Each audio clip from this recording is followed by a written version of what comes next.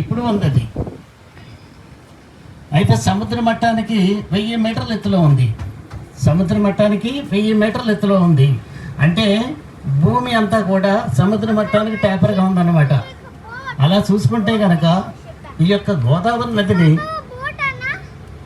1829లో sir Arthur cotton గారు survey చేశారండి.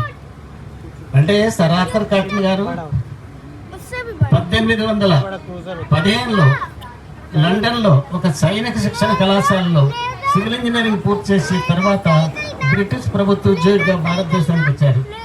అలా ఆయన తమిళనాడులో భారతదేశంలో ఆయన నియామకం జరిగింది.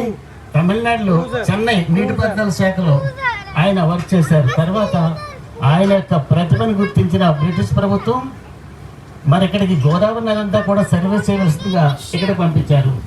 అప్పుడే ఆయన 1929, 32 ప్రాంతాల్లో సర్వే చేశారు. అంటే గోదావరి నదట అది కిలోమీటర్కి 9 అంగుళాలు, 12 అంగుళాలు, 11 అంగుళాలు అలా ట్యాపర్ ఉందట. అంటే అలా ట్యాపర్గా ఉన్నందువల్లనే మరి పోలవరం డ్యామ్ దగ్గర 46 మీటర్లు ఎత్తుంటే మరి ఎగువ ప్రాంతానికి వచ్చేటప్పటికి ట్యాపర్ ఎక్కువ అవుతుంది కదా. అంటే 1 కిలోమీటర్లకు ఒక అడిగేసుకోండి, అయితే 60 కిలోమీటర్లు. మనం ఇప్పుడు 60 కిలోమీటర్లు వచ్చాం.